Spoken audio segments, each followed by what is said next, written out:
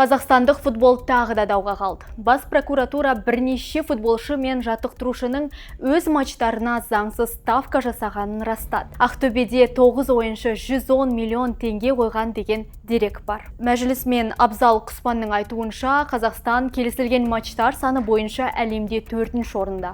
Федерация бұл ақпаратты жоққа шығарған жоқ. 2025 жылдың сәуірінде прокуратура Қазақстан футбол федерациясына жол картасын енгізуді талап етіп, заң бұзушылықтарды жою үшін 33 шара ұсынды. Соның нәтижесінде аппарат басшысы мен бірнеше директор қызметтен босатылды. Халықаралық спорт радар дерегінше 2022 жылы Қазақстанда келісілген матчтар саны бойынша тек 3 ел ғана басы бозған.